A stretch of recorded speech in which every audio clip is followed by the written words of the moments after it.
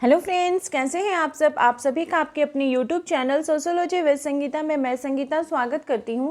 और इस चैनल के माध्यम से हम लोग सोशियोलॉजी की कम्पिटिटिव एग्जाम के प्रिपरेशन करते हैं। आपको मॉर्निंग में जो क्लासेस मिलती हैं इसमें हम लोग कवर कर रहे हैं बिहार स्टेट बीपीएससी और झारखंड सहायक आचार्य के सिलेबस को। और इवनिंग के क्लास में रात के 8 बजे जो क्लास आती है उसमें हम लोग कवर कर रहे हैं झारखंड लेडीज सुपरवाइज़र और झारखंड सीडीपीओ के सिलेबस को, उसके क्लास को। आज का जो हमारा क्लास है इसमें हम लोग कवर करेंगे प्रैक्टिस सेट 3 को देखेंगे। इसके अंतर्गत टोटल हम लोग 100 क्वेश्चन को देखेंगे। इसको आप लोग अपने एक टेस्ट के रूप में, मॉक टेस्ट के रूप में भी ले सकते हैं। साथ में कॉपी पेन लेकर बैठिए और देखिए कि कितने क्वेश्चंस आपके राइट हो रहे हैं।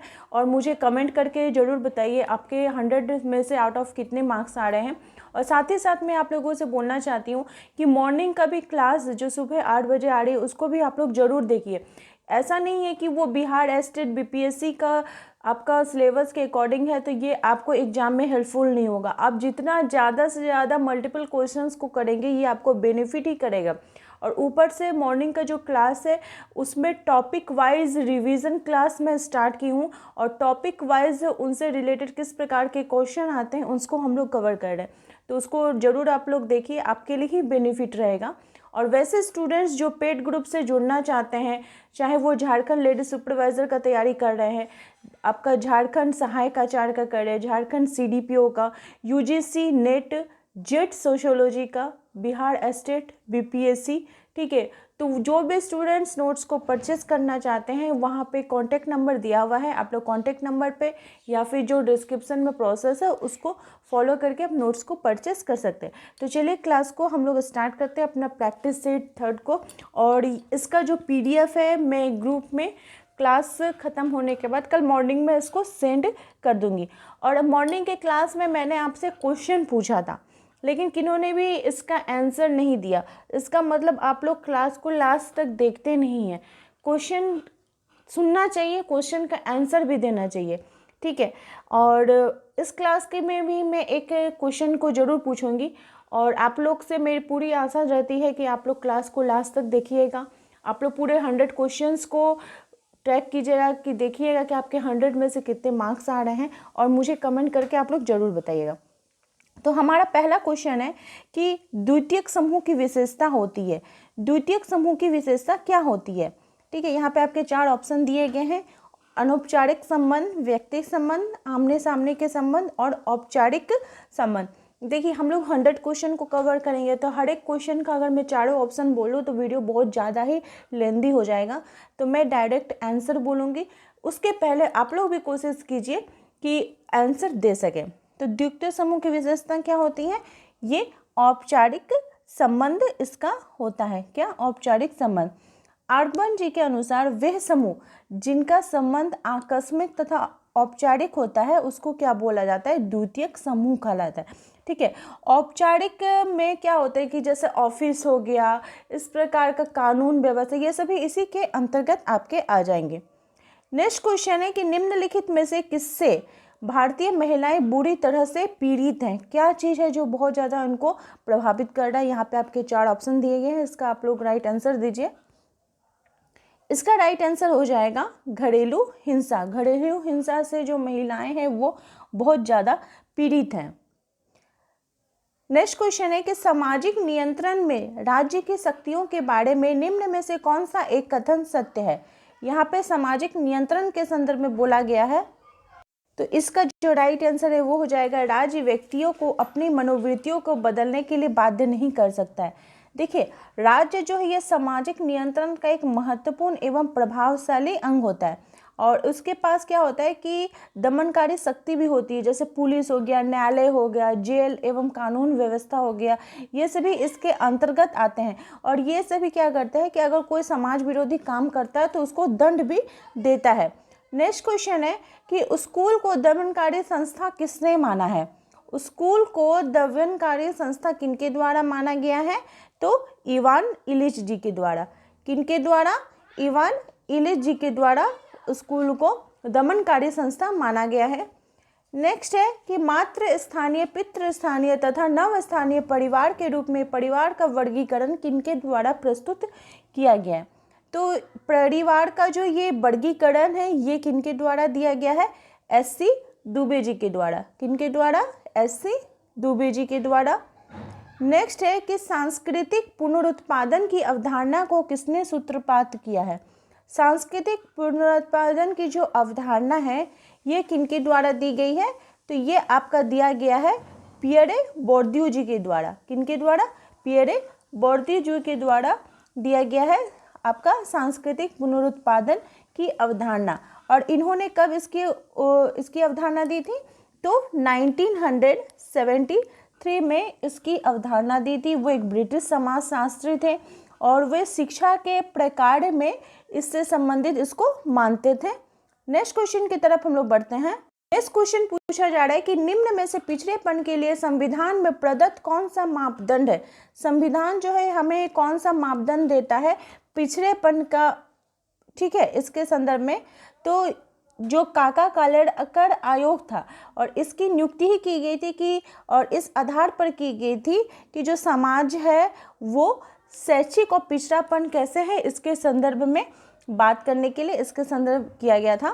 क्वेश्चन नंबर 8 बोला जा रहा है कि महिलाओं के क्वेश्चन नंबर आपका 8 पूछा जा रहा है कि महिलाओं के उत्थान से संबंधित समसामयिक नीति उपागम में किस अवधारणा का अनुसरण है?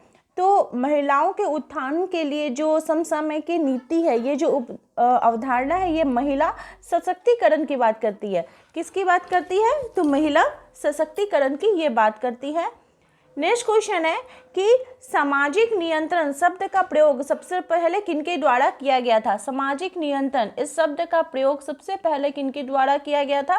तो रॉस जी के द्वारा किया गया था। किनके द्वारा? रॉस जी के द्वारा किया गया था सामाजिक नियंत्रण इस शब्द का प्रयोग। और किसमें उन्होंने किया था? तो इनकी जो पुस्तक थी जो कि 1901 में आई थी जिसका नाम था सोशल कंट्रोल, इसमें इन्होंने सामाजिक नियंत्रण का विस्तृत विवरण प्रस्तुत किया था। नेक्स्ट क्वेश्चन है कि सोशियोलॉजिकल बुलेटिन क्या है? तो सोशियोलॉजिकल बुलेटिन क्या है? यह एक जर्नल है। क्या है? यह एक जर्नल है। देखिए आपका कथन से रिलेटेड भी क्वेश्चन एग्जाम में रहता है। कथन ए बोला जा रहा है और उसका कारण दिया जा रहा है। तो हम लोग पहले इसको आप ऐसे भी पढ़ सकते हैं कि बच्चों पर परिवार का नियम कम होता जा रहा है क्योंकि आधुनिक समय में युवकों में मादक द्रव्य सेवन बढ़ता जा रहा है। तो ए तथा आर दोनों सत्य है, आर ए के सही कारण है। ए और आर दोनों सत्य है और आर ए का सही कारण नहीं है। ए सही है लेकिन आर गलत है, ए गलत है लेकिन आर सही है। ठीक है, तो इसका जो राइट आंसर है वो हो जाएगा कि ए आर तथा आर दोनों ही सत्य है और आर जो है वो ए का सही कारण है। हाँ, ऐसा हो रहा है। ठीक है, नेक्स्ट क्वेश्चन है क्वेश्चन नंबर 12 पूछा जा रहा है कि अनुसूचित जनजाति उत्पीड़न अधिनियम किस वर्ष से पारित हुआ था? क्या आप ध्यान से सुनिए, अनुसूचित जनजाति उत्पीड़न अधिनियम किस वर्ष पारित हुआ था? तो डेट को भी याद रखना होगा, 1989 में। कब पारित हुआ था? तो यह 1989 में अनुसूचित से संदर्भित ये बात की गई है।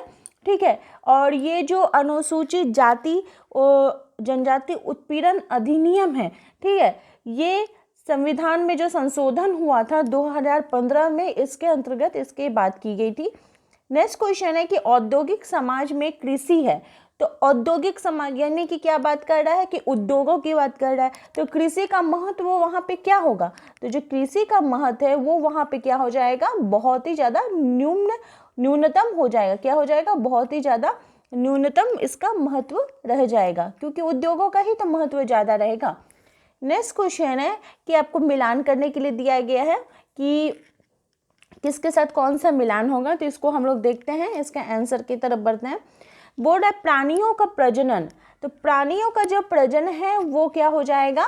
प्राणी शास्त्रीय प्रकार की बात करेगा। ठीक है, संस्कृति का संचरण, तो ये संस्कृति की ही बात करेगा।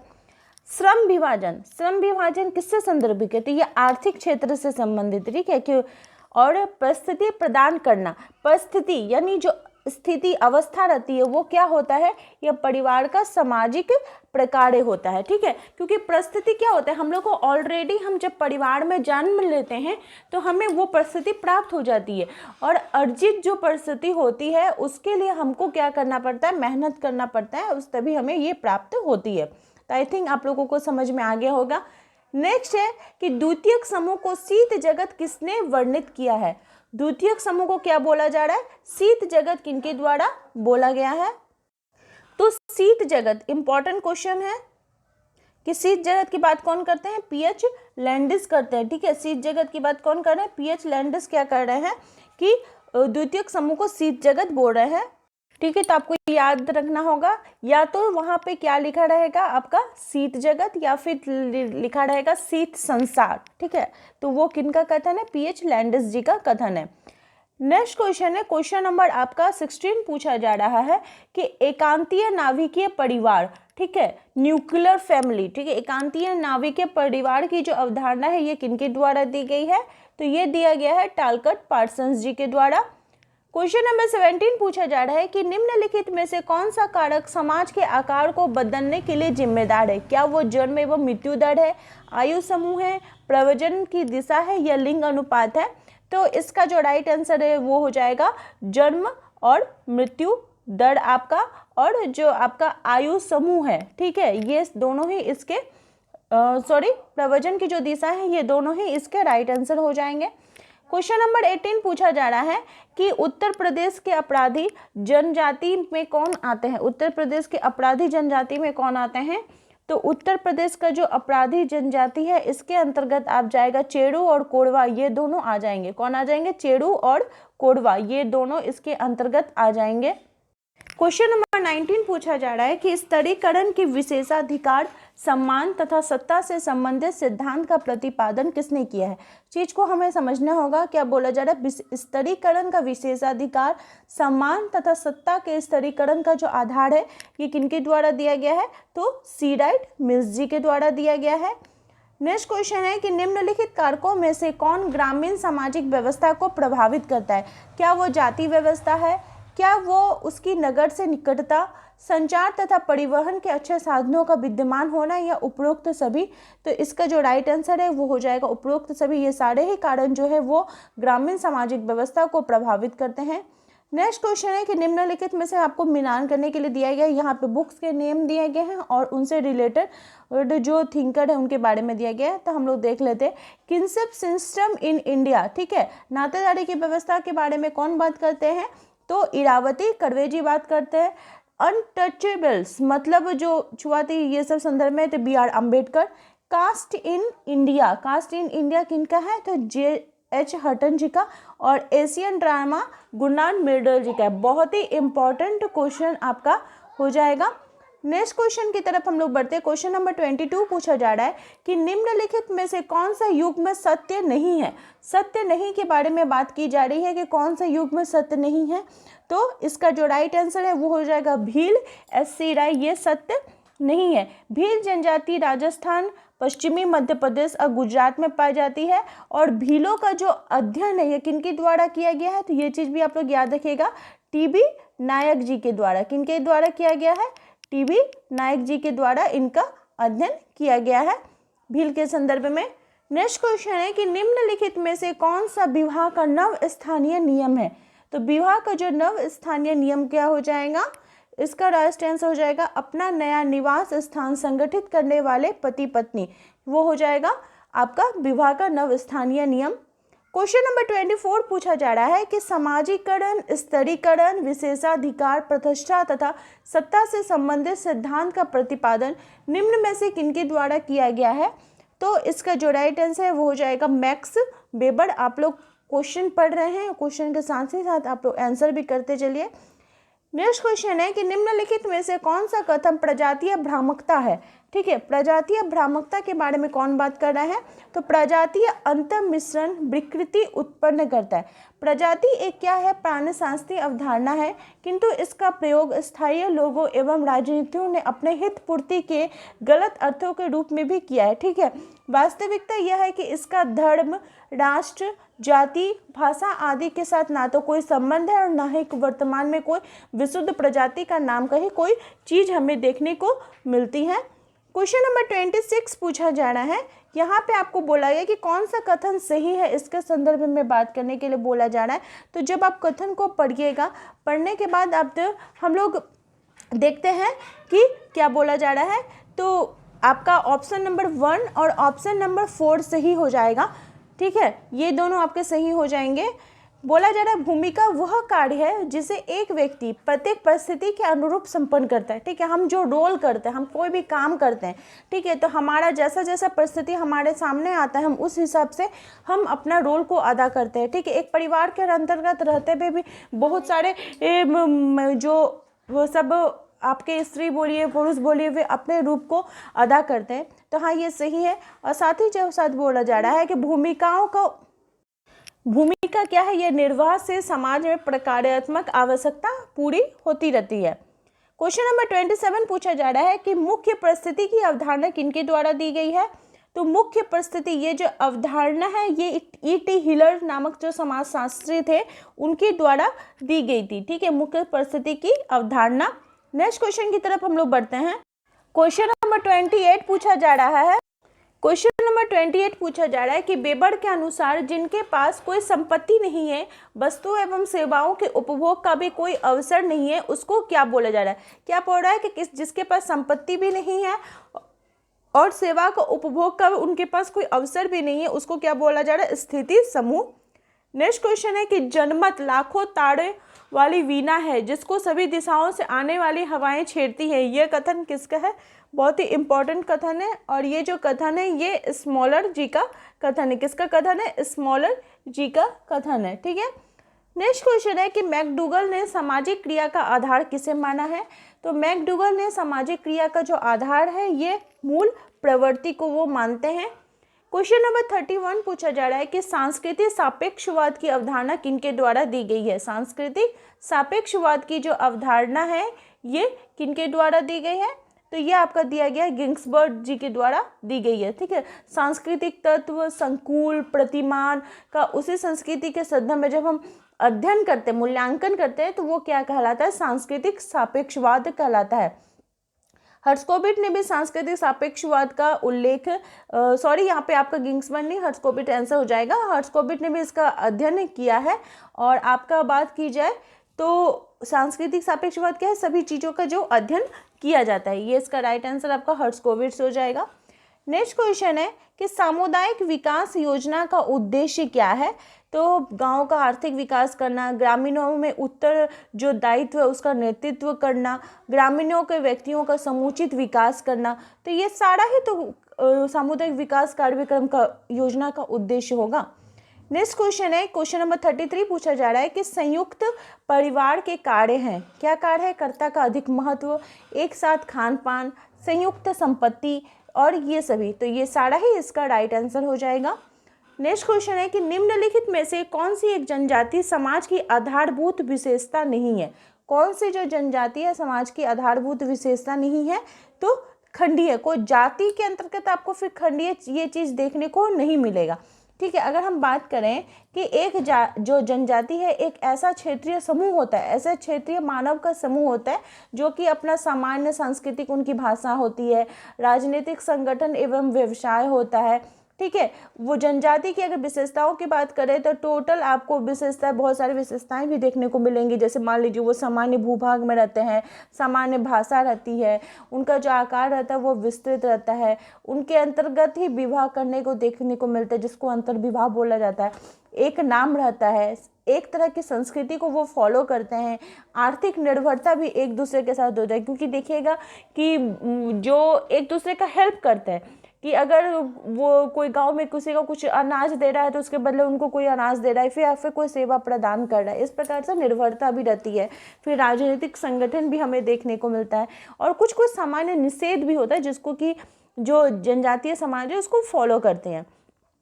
नेक्स्ट है कि एपिको आंदोलन। ठीक है, एपिको आंदोलन किससे संबंधित है, तो ये वनमूलन से संबंधित है। जिस प्रकार से आपका जो आंदोलन को आंदोलन था ना पर्यावरण से संबंधित, उसी प्रकार से जो दक्षिण भारत में जो आंदोलन हुआ था उसको एपिको बोला था। अब एपिको दक्षिण भाषा में बोला जाता है चिपको, ठीक है, तो एक ही चीज है। नेक्स्ट क्वेश्चन है कि समान पूर्वज चाहे पुरुष हो या महिला के वंशाक्रम से उत्पन्न हुए व्यक्तियों को क्या कहा जाता है। एक समान पूर्वज से जो उत्पन्न होते हैं उसको क्या बोला जाता है, तो उसको बोला जाता है मातृ पितृ जो संबंधी हैं वो बोला जाता है, ठीक है। नेक्स्ट क्वेश्चन है, क्वेश्चन नंबर आपका पूछा जा रहा है 37 कि समनर का समाज मॉडल क्या कहलाता है। तो समनर का जो समाज मॉडल है उसको बोला जाता है सर्वसम्मति मॉडल। क्वेश्चन नंबर 38 पूछा जा रहा है, ये इस तरह का क्वेश्चन देखिए हर एक सेट में आपको देखने को मिलेगा कि जो अनुसंधान करता है और वो किस गांव में जाकर अनुसंधान किए थे इसके बारे में। तो इतना तो आप लोग को याद हो ही गया होगा कि एम.एन. श्रीनिवास कहाँ किए थे, रामपुरा में जाकर। आंध्र बेते किए थे आपका श्रीपुरम में, कहाँ किए थे, श्रीपुरम में। एस.सी. दुबे किए थे समीरपुर, एस.सी. दुबे समीरपेट, मैकिमेरियट किशनगढ़ी, ठीक है। नेक्स्ट क्वेश्चन की तरफ हम लोग बढ़ते हैं। नेक्स्ट क्वेश्चन पूछा जा रहा है कि युग में दिए गए हैं उसको सही करने के लिए यहाँ पे मेनली जो जनजाति समूह है आप और उसका जो युवा गृह है उससे हम इसको जोड़ सकते हैं। कौन सा सही सुमेलित है, ठीक है, सही के बारे में बात की जा रही है। तो मुंडा आपका जो गीतियोड़ा, मुंडा का जो गीतियोड़ा, ठीक है, ये सही हो जाएगा। और आपका गुण तथा हो जो गीतियोड़ा है वो मुंडा लोग का भी होता है, हो का भी होता है। गोंड जो मध्य प्रदेश में पाया जाता है उसका होता है आपका घोटुल, और सही सुमेलित है गोंड घोटुल मध्य प्रदेश। रंगभंग जो होता है वो नागा, और युवा जो आपका टोबियांडा आइलैंड्स के से जो है ये उसके आपके जो बुकुम मातुला ये सही हो जाएगा। तो ये सारा ही आपका जो ऑप्शन है ये सही हो जाएगा, ठीक है, ये सारा ही जो आपका ऑप्शन है ये सही हो जाएगा। क्वेश्चन नंबर 40 पूछा जा रहा है कि संदर्भ समूह व्यवहार में मूल तत्व क्या होता है। तो संदर्भ समूह व्यवहार में जो मूल तत्व होता है वो है सापेक्ष वचन।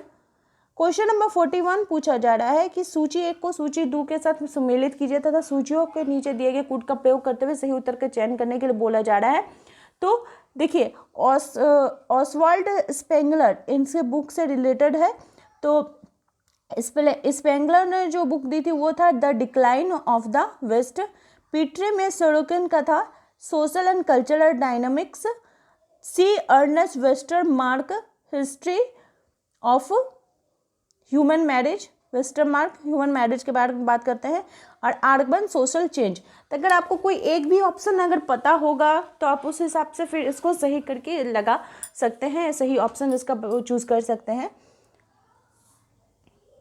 क्वेश्चन नंबर 42 पूछा जा रहा है कि अनुष्ठानिक असोच के मुख्य स्रोत क्या हैं। तो अनुष्ठानिक असोच के मुख्य स्रोत हो जाएंगे जन्म, शारीरिक उत्सर्जन तथा मृत्यु। क्वेश्चन नंबर 43 पूछा जा रहा है कि सही क्रम क्या हो जाएगा। तो सही क्रम हो जाएगा आपका सबसे पहले हो जाएगा आपका आखेटजीवी संग्राहक, उसके बाद उद्यान प्रधान समाज, कृषि समाज, उसके बाद फिर आपका उद्योग आ जाएगा, ठीक है। तो ऐसा को सजा कर लिखना होगा। क्वेश्चन नंबर 44 बोला जा रहा है कि सरल समाज में कृषि क्या है। तो सरल समाजों में जो कृषि है वो विकास का चतुर्थ सोपान होता है। क्वेश्चन नंबर 45 पूछा जा रहा है। 45 को जब आप पढ़िएगा इसके बाद आपको पता चलेगा ये इसका जो राइट आंसर है वो हो जाएगा काला जादू, ठीक है। देखिए इसमें क्या बोला, एक जादूगर एक गुड़िया पर जो कि एक व्यक्ति से मिलती जुलती है उसे क्षति पहुंचाने का इरादा रखता है, बुरा जादू फूंकता है, और इस प्रकार का जो कृत्य होता है उसको क्या बोला जाता है, काला जादू या बुरा जादू बोला जाता है। क्वेश्चन नंबर 46 पूछा जा रहा है कि हीगल के अनुसार समाज में द्वंद्वात्मक तर्क का सही क्रम क्या है। तो सही क्रम क्या हो जाएगा आपका, सबसे पहले हो जाएगा आपका वाद, प्रतिवाद और संश्लेषण या संवाद। हम जानते हैं हीगल महोदय ने जो बताया था द्वंद्वात्मक तर्क अपना वाद, प्रतिवाद और संवाद या फिर संश्लेषण। नेक्स्ट क्वेश्चन है, क्वेश्चन नंबर 47 पूछा जा रहा है कि निम्नलिखित में से कौन सा बात विश्वास व्यवस्था से संबंधित नहीं है। तो ये जो सामाजिक संरचना है ये इसका राइट आंसर हो जाएगा। क्वेश्चन नंबर 48 है जनजातीय जीवन में घोटुल प्रतिनिधित्व करता है। तो ये क्या है, घोटुल क्या है, ये एक युवा संगठन है। नेक्स्ट क्वेश्चन है कि नाइजीरिया की याको जनजाति में निम्नलिखित में से किस एक प्रकार का वंशाक्रम पाया जाता है। तो जो याको होता है जनजाति है उसमें दोहरा वंशाक्रम पाया जाता है। कैसा पाया जाता है? दोहरा वंशानुक्रम। नेक्स्ट क्वेश्चन है कि एक नगर ग्राम के किस प्रकार से भिन्न है। तो एक जो नगर है वो ग्राम से द्वितीयक व्यवसायों में अधिकता से भिन्न हम इसको देख सकते हैं। क्वेश्चन नंबर 51 है कि विचलन के संबंध में व्यक्तिक अनुकूलन के निम्नलिखित कुछ प्रकार है, उसके संदर्भ में बात करने के लिए बोला जा रहा है। तो इसका जो राइट आंसर आपका हो जाएगा, आप लोग इसको ऑप्शन को पढ़ लीजिए, पढ़ने के बाद आपको पता चलेगा कि इसका ऑप्शन नंबर सी राइट हो जाएगा। ठीक है। नेक्स्ट क्वेश्चन है कि द्वितीयक समूह का सार है। द्वितीयक समूह का सार क्या हो जाएगा? तो संबंधों की जो आकस्मिकता है ये इसका सार हो जाएगा। नेक्स्ट है कि सूची 1 सूची 2 को मिलान कीजिए तथा नीचे दिए गए हुए कूट संकेतों का प्रयोग करते हुए सही चुनना है। बुक का ऑथर्स है उनके बुक्स का नेम दिया गया है, तो हम लोग सही जो मिलान है उसको देख लेते हैं। आपका जो वेस्टर्न मार्क है वो किसका बात करते हैं? हिस्ट्री ऑफ ह्यूमन मैरिज का। और आर ब्रेफाल्ट है वो बात करते हैं द मदर्स का। RH लोबी बात करते हैं प्रिमिटिव सोसाइटी का। और मार्गन महोदय बात करते हैं एंशियंट सोसाइटी का। क्वेश्चन नंबर 54 पूछा जा रहा है कि प्रसिद्ध पुस्तक द कल्चर ऑफ सिटीज ये किनके द्वारा लिखी गई है। तो ये जो पुस्तक है ये लिखी गई है मम्फोर्ड जी के द्वारा। किनके द्वारा? मम्फोर्ड जी के द्वारा। क्वेश्चन नंबर 55 पूछा जा रहा है कि किस प्रकार के लेखकों ने नारीवाद सिद्धांत को बौद्धिक स्वरूप प्रदान किया है। तो वो कौन से हो जाएंगे? वो क्रांतिकारी नारीवादी हो जाएंगे। क्वेश्चन नंबर 56 पूछा जा रहा है कि रामकृष्ण मुखर्जी द्वारा पश्चिम बंगाल में नातेदारी एवं परिवार संरचना में परिवर्तन सीमा को मापने के लिए किस विधि शास्त्र का प्रयोग किया गया था। तो इनके द्वारा जो प्रयोग किया गया था वो था मात्रात्मक। नेक्स्ट है कि उत्तर वैदिक काल में भारत की वर्ण व्यवस्था का आधार क्या था। तो वर्ण व्यवस्था का जो आधार था वो गुण क्रम था। ठीक है, उत्तर वैदिक काल में क्या था? गुण क्रम था। नेक्स्ट क्वेश्चन है कि किसने कहा कि परिस्थिति संस्थागत भूमिका है। कथन से रिलेटेड बहुत क्वेश्चन आते हैं। तो परिस्थिति संस्थागत भूमिका ये किनके द्वारा गया है? रॉबर्ट बीरस्टीट जी के द्वारा बोला गया है। नेक्स्ट है कि सजाती केंद्रिता का विपरीत है। सजाती केंद्रिता का विपरीत क्या हो जाएगा? विदेशी केंद्रिता। सजाती विदेशी। नेक्स्ट क्वेश्चन नंबर 60 पूछा जा रहा है कि सकेंद्रित साक्षात्कार की पद्धति का सर्वप्रथम प्रयोग किनके द्वारा किया गया था। तो ये प्रयोग किया गया था रॉबर्ट के मर्टन जी के द्वारा। सबसे पहले इसका प्रयोग किए थे वे। और कब किए थे? तो उन्होंने 1946 में जो अपना जनसंचार किए थे, माध्यम बताए थे, उसके अंतर्गत इसकी बात की थी। नेक्स्ट क्वेश्चन है कि आपको सुमेलित करने के लिए बोला गया है। तो अंतर समूह। ठीक है, अंतर समूह क्या होता है? हम समूह को कहा जाता है। बाह्य समूह, वे समूह। लघु समूह जो होता है वो होता है द्विव्यक्तीय समूह। और प्रारंभिक समूह होता है आमने सामने का संबंध समूह। ये सब प्रीवियस ईयर के क्वेश्चन में भी आपको देखने को मिल जाएगा। क्वेश्चन नंबर 62 पूछा जा रहा है कि सामाजिक स्तरण का मूल कारण क्या है। तो मूल कारण क्या हो जाएगा? सामाजिक असमानता। क्वेश्चन नंबर 63 पूछा जा रहा है कि एकांतीय नाविक परिवार की अवधारणा किनके द्वारा दी गई है। तो एकांतीय नाविक परिवार की अवधारणा जो है ये आपका किनके द्वारा दी गई है? टालकट पार्सन्स जी के द्वारा दी गई है। क्वेश्चन नंबर 64 पूछा जा रहा है कि एक मध्य वयी के नशे की अवस्थाओं को सही क्रम को चिन्हित कीजिए। ये क्वेश्चन पहले भी करवाया जाएगा क्या है। तो इसके संदर्भ में बात कहाँ पे की गई है? तो जो श्री बोगन महोदय थे उन्होंने अपनी पुस्तक द ह्यूमन टैक्सिलॉजी ऑफ अल्कोहल, ठीक है, इसमें नशे की अवस्थाओं के बारे में बात करते हैं। तो शराब पीने से लेकर पूर्ण जो उनकी स्मृति भ्रम हो तक की जो बात है उसके बारे में बात की जाती है। तो इसका जो क्रम हो जाएगा वो हो जाएगा, पहले रहेगा उपनिदानकीय, उत्तेजना, भ्रांति, जड़ता और अधिमूर्छा। ठीक है, ये जो मद्य व्यसन अपराध जो है ये यूपी पीजीटी में भी टॉपिक दिया गया है, तो उसमें भी आपको देखने को मिलेगा, उससे कोरिलेटेड क्वेश्चन पूछेगा। नेक्स्ट क्वेश्चन है कि संपत्ति एक चोरी है, इसी तरह की तीखी आलोचना करने वाले चिंतन कौन थे? संपत्ति को चोरी कौन बात करते हैं? तो ये बात करते हैं प्रूदो महोदय। कौन बात करते हैं? Pierre Joseph Proudhon. ठीक है, ये इसके बारे में बात करते हैं। क्वेश्चन नंबर 66 पूछा जा रहा है कि भूमि सुधार कार्यक्रम के अंतर्गत अधिनियमित पहला अधिनियम कौन सा था? ठीक है, तो इसके अंतर्गत जो पहला अधिनियम था वो था जमींदारी उन्मूलन अधिनियम 1950। क्वेश्चन नंबर 67 पूछा जा रहा है कि जनसंख्या वृद्धि निर्धारित की जाती है। तो जनसंख्या वृद्धि निर्धारित कैसे हम करते हैं, तो ये आपका निर्धारित किया जाएगा जन्म दर के द्वारा, मृत्यु दर के द्वारा, देशांतर गमन के द्वारा। तो ये उपरोक्त सभी इसका आंसर हो जाएगा। नेक्स्ट है कि निम्नलिखित में संस्था किसे कहेंगे। संस्था हम किसको कहते हैं, तो जो परीक्षा प्रणाली है इसको संस्था कहा जाएगा। क्वेश्चन नंबर 69 पूछा जा रहा है कि निम्नलिखित में से किस अनुच्छेद में अनुसूचित जाति अनुसूचित जनजाति हेतु सेवाओं में आरक्षण का प्रावधान किया गया है। तो इसका राइट आंसर हो जाएगा अनुच्छेद 335 में इसके संदर्भ में बात की गई है। क्वेश्चन नंबर 70 पूछा जा रहा है कि विश्व के किस महाद्वीप में बधू मूल्य प्रथा ज़्यादा प्रचलित है। तो बधू मूल्य जो है ये आपका अफ्रीका में देखने को ज़्यादा मिलेगा। क्वेश्चन नंबर 71 पूछा जा रहा है कि 1931 की जनगणना में हटन ने अस्पृश्य जातियों को किस नाम से संबोधित किया है। तो उन्होंने इसको बाहरी जाति के नाम से संबोधित किया है। नेक्स्ट क्वेश्चन है कि नातेदारी को किस रीति में भतीजा बुआ की संपत्ति का उत्तराधिकारी होता है। तो नातेदारी का जो प्रथा होता है जिसमें भतीजा जो बुआ की संपत्ति पर अधिकार होता है, ये मैंने आपको पढ़ाया हुआ है, आपके नोट्स में भी दिया गया है। तो ये हो जाएगा पितृसव्य परिवार। कौन सा हो जाएगा, पितृसव्य परिवार हो जाएगा। क्वेश्चन नंबर 73 पूछा जा रहा है, यहाँ पे आपको देखिए मिलान करने के लिए दिया गया है। तो आत्मदर्पण का सिद्धांत क्या है, किनके द्वारा दिया गया है, तो ये आपका कूले जी के द्वारा। मैं और मुझे का सिद्धांत मिड जी के द्वारा। इद अहम और परा अहम ये जो बात की गई है ये आपका बात किया गया है आपका फ्राइड महोदय जी के द्वारा। और अभौतिक संस्कृति आर्गवन महोदय जी के द्वारा। ठीक है, बाकी ये दोनों राइट है, तो इसको याद रखिएगा, ये भी आपका इम्पॉर्टेंट हो जाएगा। को नेक्स्ट क्वेश्चन है कि संस्कृतिकरण की प्रक्रिया संबंधित है। तो संस्कृतिकरण की जो प्रक्रिया है ये किससे संबंधित है, संदर्भ समूह से। क्योंकि जो रेफरेंस ग्रुप है उसको देखकर ही व्यक्ति सोचता है कि हम भी उसके जैसा बनेंगे। ठीक है, नेक्स्ट क्वेश्चन है कि ग्रामीण संप्रदायवाद की अवधारणा के प्रतिपादक कौन थे। तो ग्रामीण संप्रदाय अवधारणा है ये राधा कमल मुखर्जी के द्वारा दी गई है। नेक्स्ट क्वेश्चन है कि किसने समूह की व्याख्या ओवर्ट तथा कवर्ट के आधार पर बात की गई है। तो वे कौन से हो जाएंगे, आपके गिटलर महोदय। कौन हो जाएंगे, ओवर्ट। ओवर्ट मतलब बाह्य पक्ष और कवर्ट मतलब आंतरिक पक्ष हो जाएगा। क्वेश्चन नंबर 77 पूछा जा रहा है कि साइबर अपराध वो अपराध है जो कंप्यूटर नेटवर्क एवं हार्डवेयर का प्रयोग करते हैं, इसके माध्यम से जो किया जाता है उसको साइबर अपराध बोला जाता है। तो ये कथन किनके द्वारा दिया गया है, तो आपका M.A. सुस्मैन जी के द्वारा दिया गया है। नेक्स्ट है कि निम्नलिखित में से किसने ज्ञान के पदक्रम का अपना पक्ष बात की है। तो ये मिशेल फूको हो जाएंगे।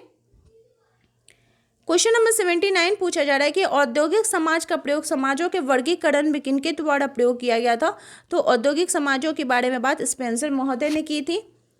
नेक्स्ट क्वेश्चन है, क्वेश्चन नंबर 80 पूछा जा रहा है कि रेंटियर वर्ग की अवधारणा किनके द्वारा दी गई थी। तो रेंटियर वर्ग की जो अवधारणा है ये आपका मैक्स वेबर जी के द्वारा दी गई थी। नेक्स्ट क्वेश्चन है कि समाज बनता है, तो समाज कैसे बनता है। तो ये समाज आपका बनेगा व्यक्तियों के संबंधों से। व्यक्ति के संबंधों को ही हम समाज कहते हैं।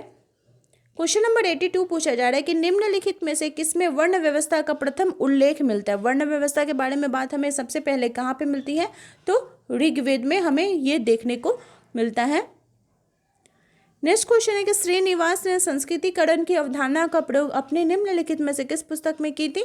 तो संस्कृतिकरण की जो अवधारणा है ये उन्होंने अपनी पुस्तक the religious and society among the कुक्स of south India, इसमें उन्होंने इसके संदर्भ में बात की थी। और आज का आप लोगों का क्वेश्चन है कि religion and society among the कुक्स of south India का रचनाकाल क्या है, आप लोग इसको बताइए। नेक्स्ट क्वेश्चन है कि भारत में प्रच्छन्न बेरोजगारी पाई जाती है। तो भारत में जो प्रच्छन्न बेरोजगारी है यानी छुपी हुई जो बेरोजगारी है वो हमें कृषि क्षेत्र में देखने को मिलती है। क्योंकि कुछ महीना इसमें क्या होता है, जो किसान होते हैं या फिर जो खेतों में काम करते हैं वो बेरोजगार हो जाते हैं। नेक्स्ट क्वेश्चन है कि पश्चिमी समाज के परिप्रेक्ष्य में लीजर क्लास यानी आरामी वर्ग की अवधारणा को किसने प्रतिपादित किया था। तो ये आपका राइट आंसर हो जाएगा वेबलिन महोदय जी के द्वारा, वेबलिन महोदय जी के द्वारा। नेक्स्ट क्वेश्चन है कि साधारणतः नायरों में विवाह को क्या कहा जाता है। नायर लोग जो होते हैं वो विवाह को क्या बोलते हैं, संबंधम बोलते हैं। क्या बोलते हैं, संबंधम। नेक्स्ट क्वेश्चन है कि कौन नैतिकता को सामाजिक जीवन का अनिवार्य तत्व मानता है? तो कौन मानता है? तो इमाम दुर्खैम जी मानते हैं। क्वेश्चन नंबर 88 पूछा जा रहा है कि निम्नांकित में कौन समाजशास्त्री का यह अवलोकन भारत में परिवार के अध्ययनों के हिंदू भावनाएं अभी भी संयुक्त परिवार के पक्ष में है? तो ये किनके द्वारा बात की गई है? के.एम. कपाड़िया जी के द्वारा। नेक्स्ट है कि निम्नांकित में भारतीय राष्ट्रवाद की सामाजिक पृष्ठभूमि के लेखक कौन है? तो ये हो जाएगा आपका G.A.R. देसाई ने इसके संदर्भ में बात की है। टोटल हम लोग 100 क्वेश्चन को कवर करेंगे। पूछा जा रहा है कि निम्न में से सभ्यगत परिप्रेक्ष्य का एक अच्छा उदाहरण क्या हो जाएगा? तो सभ्यगत परिप्रेक्ष्य का जो अच्छा उदाहरण है वो आपका हो जाएगा मुस्लिम तथा भारतीय सभ्यता के जो आवश्यक अंग है, ये नहीं, आपका आंसर हो जाएगा जनजातीय भारतीय समाज के अभिन्न अंग। क्वेश्चन नंबर 91 पूछा जा रहा है कि सरकार क्या है? तो सरकार क्या है? ये एक संस्था है। क्वेश्चन नंबर 92 पूछा जा रहा है कि जेमेंसेफ्ट और गेसेलसेफ्ट इस समाज का 2 प्रकार है, किनके द्वारा बात की गई है? तो टॉनिज महोदय जी के द्वारा बात की गई है। नेक्स्ट है कि कौन सा सामाजिक स्तरीकरण का स्वरूप नहीं है? तो धर्म जो है ये सामाजिक स्तरीकरण का स्वरूप नहीं है। क्वेश्चन नंबर 94 पूछा जा रहा है कि किस राज्य केंद्र शासित क्षेत्र में भारत की जनगणना 2011 के अनुसार अनुसूचित जनजातियों का जो प्रतिशत है वो सबसे कम है? तो कहाँ पे सबसे कम है? उत्तर प्रदेश में सबसे ज़्यादा कम है। ठीक है, उत्तर प्रदेश में सबसे ज़्यादा कम हमें देखने को मिलता है, और उत्तराखंड में आपको सबसे ज़्यादा है, और पंजाब, हरियाणा, चंडीगढ़, दिल्ली, पुदुचेरी ये सब में जनजातीय आबादी है ही नहीं। नेक्स्ट क्वेश्चन है कि कौन प्रकारवादी सिद्धांत के संबंध में नहीं है? तो प्रकारवादी सिद्धांत कौन नहीं है? PV यंग नहीं है। नेक्स्ट है कि निम्नलिखित में से किसने समाज मूलतः प्रकट होता है इसके संदर्भ में बात की है? तो ये किनके द्वारा बात की गई है? संबंधों से ये बात की गई है। 97 क्वेश्चन पूछ रहा है कि किसने भारत की प्राथमिक सभ्यताओं को लघु परंपरा और दीर्घ परंपरा के रूप में व्यक्त किया है? तो लघु परंपरा और दीर्घ परंपरा की बात कौन करते हैं? रॉबर्ट रेडफील्ड बात करते हैं। अंत्योदय कार्यक्रम का उद्देश्य क्या है? अंत्योदय जो कार्यक्रम है इसका उद्देश्य है आपका जो गरीबों में से जो सबसे ज़्यादा गरीब है उनको सहायता प्रदान करना, ये इसका उद्देश्य है। क्वेश्चन नंबर 99 पूछा जा रहा है कि विवाह को किसने बच्चों को पैदा करने और पालन पोषण करने के लिए एक संविदा के रूप में परिभाषित किया है? तो ये किन्हीं के द्वारा परिभाषित किया गया है? मेलिनोवस्की जी के द्वारा। नेक्स्ट क्वेश्चन है कि सात्वीकरण आवश्यक रूप से क्या है? तो सात्वीकरण जो है यह आवश्यक रूप से एक सामाजिक प्रक्रिया है। ठीक है, तो आज हम लोगों ने 100 क्वेश्चन को कवर किया है। आप लोग जरूर कमेंट करके बताइए कि आपके 100 में से आउट ऑफ कितने मार्क्स आ रहे हैं, और जो मैंने क्वेश्चन पूछा है उसका भी आप लोग आंसर दीजिए। जिनका भी आंसर पहले आएगा उनके कमेंट को मैं पिन करूंगी और नेक्स्ट क्लास में उनका नेम जरूर लूँगी। तो मेरे चैनल के साथ बने रहने के लिए आप सभी का थैंक यू।